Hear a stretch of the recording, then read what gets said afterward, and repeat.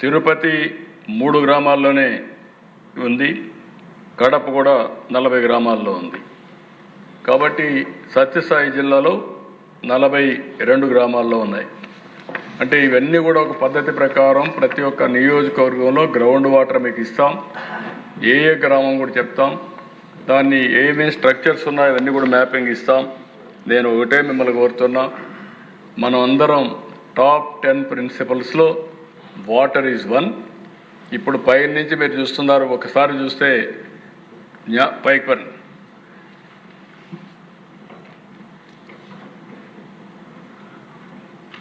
ఇక్కడ APWRIMSలో మొత్తం ఈ పోర్టల్లో మీరు చూస్తే మహేంద్ర తనయ్య దగ్గర నుంచి వంశధార్ దగ్గర నుంచి కిందికి వెళ్ళి ఇంకా పైకి, అక్కడి నుంచి మీరు చూసినప్పుడు ఏదైతే అక్కడ ఆ రివర్ వచ్చి జంజావతి, నాగావళి, జంజావతి, దెన్ నెక్స్ట్ ఇక్కడ వరుసగా అన్ని చిన్న చిన్న రివర్స్ అన్నీ వస్తాయి.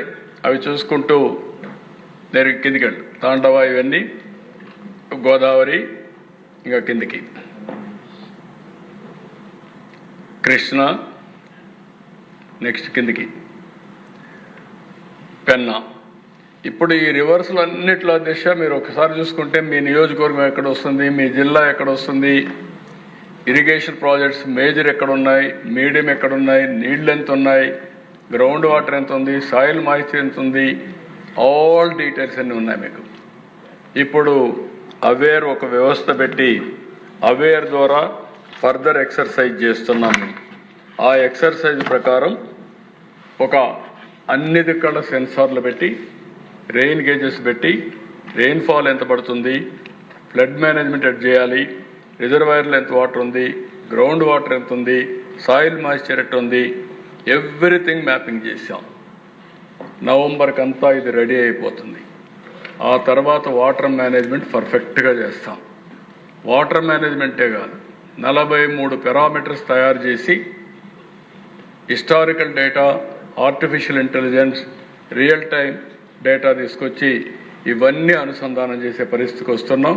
దానివల్ల డెసిషన్ మేకింగ్ కూడా డేటా డ్రివన్ డెసిషన్ మేకింగ్, డేటాను ఆధారంగా చేసుకొని నిర్ణయాలు కూడా చేసే పరిస్థితికి వస్తున్నాం.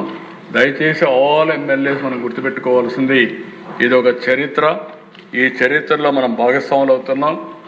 ఈ రాష్ట్రంలో అందరికీ అన్ని విషయాల్లో నీళ్లు ఇవ్వగలిగితే, నీటి భద్రత, మనం వాటర్ సెక్యూరిటీ ఇవ్వగలిగితే వ్యవసాయానికి, ఇండస్ట్రీకి, తాగడానికి, తర్వాత ఆటోమేటిక్గా అభివృద్ధి జరుగుతుంది. కాబట్టి దీనిపైన శ్రద్ధ పెట్టమని మిమ్మల్ని అందరూ కోరుకుంటూ, నేను చాలాసార్లు ప్రయత్నం చేశా.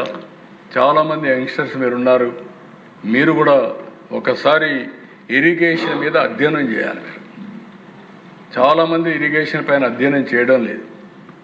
ఒకప్పుడు నేను చూసేవాడిని, 78 ఫస్ట్లో ఎమ్మెల్యే అయినప్పుడు, 81 వరకు ఇరిగేషన్ మీద పెద్ద శ్రద్ధ లేదు. చాలా నామినల్గా డబ్బులు ఖర్చు పెట్టేవాళ్ళం. ఆల్మోస్ట్ మర్చిపోయాం.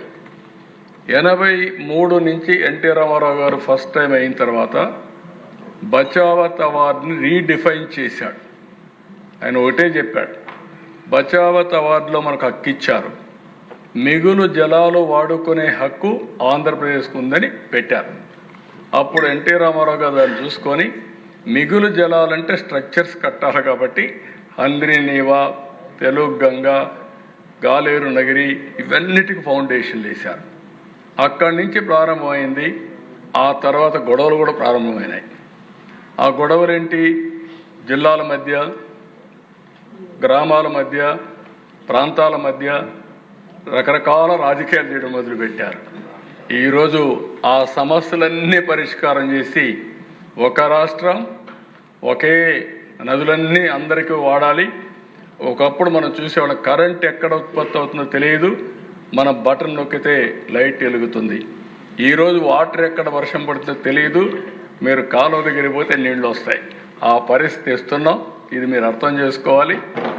రేపు రాబోయే రోజుల్లో వంశధారలో వరదలు వస్తే నేరుగా నీళ్లు మీకు పెన్నాలు అవైలబిలిటీ ఉంటాయి.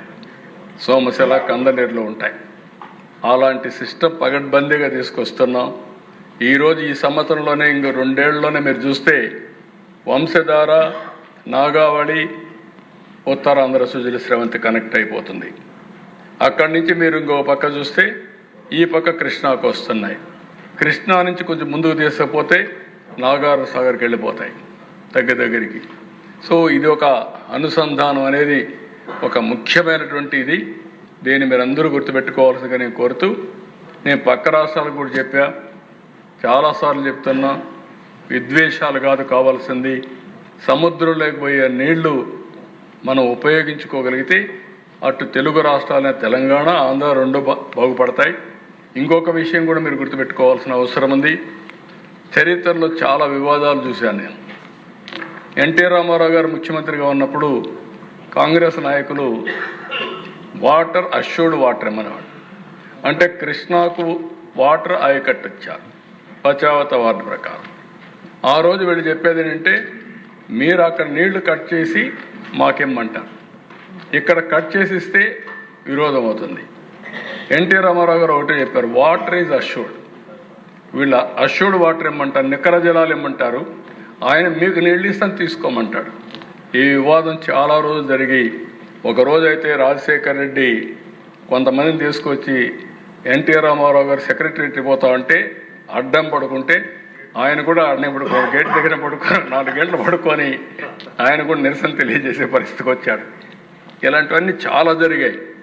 అసెంబ్లీలో ఎప్పుడు కూడా పెద్ద ఇష్యూ అయ్యేది, అవన్నీ అధిగమించాం. ఇప్పుడు నీళ్లు సద్వినియోగం చేసుకోగలిగితే మనం ముందుకు పోయే పరిస్థితి వస్తుంది. అందుకే ఆల్ ఎమ్మెల్యేస్కి ఇది ఒక అవగాహన ఉండాలి. వాటర్ సెక్యూరిటీ ఒకటే చెప్తున్నా, నా జీవితంలో నేను ఎన్నో పనులు చేస్తున్నాను, కానీ అన్నింటికంటే నాకు ఎక్కువ తృప్తినిచ్చే పని ఇరిగేషన్ ప్రాజెక్టులు కట్టి నదులు అనుసంధానం చేసి అందరికీ నీళ్లు ఇవ్వగలిగితే అదే చాలా సంతోషంగా ఉంటుంది. అది చేయడానికి ముందుకు పోతామని చెప్పి తెలియజేసుకుంటూ, మరొకసారి టైం ఇచ్చిన మీకు, అదే మరి ఓపికగా అయిన మీరందరూ కూడా